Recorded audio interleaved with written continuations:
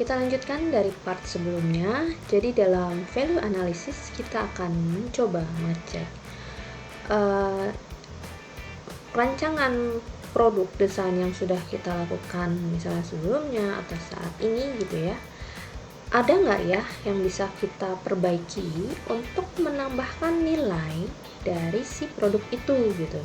Jadi kita mencoba membuat before dan after. Nah, kalau udah ada rancangan, kita bandingkan dan kita coba cek yang memang memberikan nilai lebih baik, itu yang biasa kita pilih ya.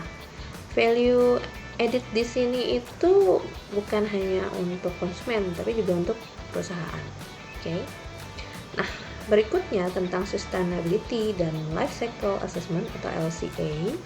Jadi di sini kita mencoba merancang produk yang memang menurut kita bisa istilahnya ramah lingkungan, yang memang kalau misalnya kita membuat produk ini, nanti produk ini masih akan terus bisa berkembang, bisa istilahnya kita bisa tetap menjual produk ini entah dengan perbaikan dari sisi manapun, tetapi dengan tidak lupa memperhatikan aspek-aspek terkait lingkungan hidup ya. Jadi meskipun tadi kan kita ingat ada life cycle produk ya, produk life cycle. Nah, di situ kita tahu kan sebenarnya ada tahap dari introduction sampai decline. Nah, in case sampai decline pun nanti produk kita akan bisa dikemas untuk agar ramah lingkungan, tidak menjadi limbah, harus seperti apa, misalnya contoh kayak gitu. Ya, itu deh LCA. Lalu berikutnya terkait pengembangan produk continuum ya. Ini ada 4 jenis. Yang pertama, kita bisa menggunakan time based competition. Di sini kita akan mencoba, ya ini mirip dengan yang respon kilat. Kita mau coba mengembangkan produk, ya. Gimana biar produk itu bisa cepat sampai di pasaran gitu ya. Jadi secara dari tadi siklus produk yang ada di industrinya. Lalu yang kedua, kita mau mencoba mengembangkan produk, tapi dengan cara membeli dan mengakuisisi perusahaan lain. Ya, jadi kadang kan ada yang namanya hak paten gitu ya, yang menyebabkan bahwa kita tidak bisa menggunakan teknologi yang kita mau kalau misalnya teknologi tersebut ternyata sudah dimiliki patennya oleh perusahaan lain, misalnya kayak gitu. Ya, jadi kita mencoba mengakuisisi si perusahaan tersebut. Di sini kita dapat mempercepat pengembangan produk kita otomatis karena kita udah punya teknologinya. Tetapi memang masalah lain yang harus diperhitungkan itu adalah gimana ya cara agar kedua perusahaan yang tadinya berbeda ini itu dapat selaras, harmonis gitu ya. Gimana caranya untuk mengembangkan perusahaan yang tadinya jadi dua ini menjadi satu, seperti itu.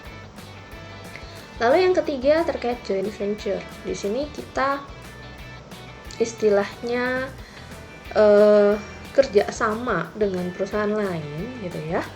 Dengan resiko kita tanggung bersama juga. Jadi kayak kalian misalnya mau bikin perusahaan tapi join sama teman kalian gitu ya. Modal 50-50 gitu ya, modal 50-50, ilmu kalian apa, ilmu teman kalian apa. Nah, ada resiko ya tanggung bersama kayak gitu. Lalu alliance ini mirip dengan yang joint venture, sama-sama bekerja sama, hanya sifatnya independen. Jadi misalnya saya memang kerja sama teman saya gitu misalnya, tapi saya ini hanya bagian yang ngurusin misalnya modal gitu, saya hanya pemberi modal, teman saya yang melakukan bagian operasionalnya misalnya kayak gitu. Ya berarti kan secara tidak langsung resiko ya masing-masing gitu. Misalnya in case ada masalah di operasional, berarti teman kamu yang handle, bukan kamu, karena kamu adalah orang yang memberi modal gitu. Kamu hanya terkait tentang pemodalan gitu. In case tiba-tiba kamu udah nggak bisa nih barangnya ternyata nggak laku di pasaran, ya resiko kamu sebagai kamu pemberi investasi ya. Kalau nggak ada dividen ya karena lagi nggak bisa kejual banyak, ya itu resiko kamu. gitu. Itu salah satu contoh dari Alliance. Ya. Nah, berikutnya tentang apa sih dokumen yang kalian butuhkan untuk mengetahui tentang produk ini. Untuk di bagian operasional, biasa kita menggunakan yang namanya engineering drawing ya. Di sini misalnya kayak kalian akan tahu bentukan dari barang tersebut, dimensinya, ukurannya, itu menggunakan engineering drawing ya. Misalnya ini biasa kita kayak ada beberapa teori yang bisa kita pakai. Misalnya ini tampak atas, ini tampak samping gitu ya. Ada yang tampak kiri kanan, ya itu contoh-contohnya. Nah, kemudian misalnya kita juga tahu ini teh butuhnya diameter, presisinya kurang lebih berapa, itu salah satu contohnya juga. Jadi meskipun barangnya belum ada gitu ya, belum kita bikin secara 3D, ya kita tahulah bentukan barangnya seperti apa. Lalu ada yang namanya bill of material. Nah, di sini kita biasanya akan tahu kalau barang itu terdiri dari apa aja. Ya, misal contoh kayak burger set ini ya. Burger set ini pokoknya apapun yang menjorok ke dalam ya. Jadi dia semakin ke kanan ya. Ini berarti ini adalah hal-hal yang membentuk si burger set. Jadi burger set ini terdiri dari lettuce, tomato, red onion, dan pickle, misal contohnya. Nah, di sini harus diinfokan juga berapa kebutuhannya. Oh, untuk membuat satu burger set, ternyata butuh 1 lembar lettuce, 1 slice tomato, 4 rings onion, ya red onion, dan 1 slice pickle. Jadi kalau saya butuh 2, tinggal kalian kalikan aja kuantitinya menjadi 2. Contohnya seperti itu. Lalu ada yang namanya grup teknologi. Nah, di sini kita akan mencoba untuk istilahnya mengelompokkan barang-barang atau part-part apa aja yang sebenarnya secara barang itu sama gitu. Misalnya kayak mesin gitu ya, mesinnya ternyata sama gitu, cuman beda ukuran, beda dimensi, beda berat gitu ya, padahal tempat itu teh sama gitu ya. Kita kelompokkan apa sih gunanya gitu. Ini untuk mengimprove desain yang kita miliki. Jadi kita udah tahu, oh ternyata komponen-komponen yang subku cadang kita yang kita punya itu apa aja ya. Kita bisa mix and match kan dengan desain yang kita punya. Lalu mengurangi bahan baku dan pembelian. Jadi kita udah tahu, oh ternyata kita punya kok barangnya, nggak perlu beli lagi gitu kan. Kalau butuh untuk mix and match dengan produk lain ya bisa pakai aja barang yang ada gitu. Ini untuk mengetahui kita. Menyederhanakan perencanaan dan kontrol produksi. Karena tadi kalian tahu kebutuhan barangnya berapa, yang ada yang kita punya berapa. Ya, jadi kan karena part-part kecil itu lebih susah untuk kita lihat gitu ya. Kita harus coba gimana agar kita bisa mengorganisnya sehingga kita tahu kita punya part apa, berapa banyak, seperti itu ya. Jadi kita dapat mengontrol produksi kita gitu ya, tentang butuhnya sekian, jadi ada nggak barangnya, kalau nggak ada ya nggak bisa produksi dong gitu kan, asalnya gitu. Lalu meningkatkan tata letak itu harusnya perurutan dan pemuatan di mesinnya sendiri ya, karena udah tahu tadi barang-barang yang mana, jenisnya apa, biasanya buat apa gitu ya. Dan ini untuk mengurangi waktu pengaturan barang-barang tersebut gitu. Nah, tadi itu dokumen untuk produk. Nah, sekarang untuk produksi. Jadi ini tata caranya gitu lah kesannya. Misalnya assembly drawing. Ini kalau kalian beli produk misalnya di IKEA gitu kan. Biasa kan ada tuh gimana ya cara ngerakitnya. Nah, itu yang dinamakan dengan assembly drawing. Ya. Nah, untuk assembly chartnya juga mungkin ada beberapa lah ya, nggak semua gitu ya. Misalnya ini tuh sebenarnya secara tidak langsung hampir mirip dengan assembly drawing, hanya di sini yang ditekankan itu lebih ke partnya. Misalnya untuk perakitan pertama ya, SA itu sub assembly gitu ya. Perakitan pertama butuh R209, R207, bolt with nuts-nya 2 gitu misalnya. Ya, ini menjadi apa? Oh, ini adalah perakitan pertama membuat left bracket gitu ya. Itu merupakan assembly left bracket. Lalu untuk bikin yang right bracket ya, meskipun sama tetap harus ditulis gitu. Left bracket sama right bracket butuhnya kebetulan sama, tapi jenis pengassemblynya berbeda kan, sub assembly 2 Kemudian habis itu kita mengcombine A1 dengan A2 dengan A3 gitu ya. Habis itu kita masukkan lagi ke dalam kotak, kita packing ya menjadi satu barang. Nah, itu contohnya. Ya, contoh dari assembly chart. Lalu ada namanya root sheet. Root sheet itu di sini kita akan mengetahui gitu ya. Dalam proses-proses yang kita lakukan, kita tuh pakai mesin apa aja, ya, jenis operasinya apa, waktu setup mesinnya harus berapa lama, dan waktu operasi mesinnya itu waktu pengoperasiannya sendiri untuk menciptakan satu jumlah unit itu berapa lama.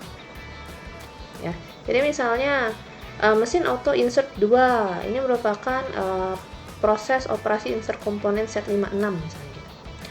Tapi sebelum kita melakukan si operasi ini, kita harus melakukan setup time dulu. Ini kayak memanaskan mesin gitu misalnya contohnya. Butuh 1,5. Ini apa misalnya jam atau menit atau apa gitu ya. Lalu dengan auto insert 2 ini kita dapat menghasilkan 1 unit selama 0,4 misal detik atau jam atau menit gitu. Contoh salah satunya seperti itu.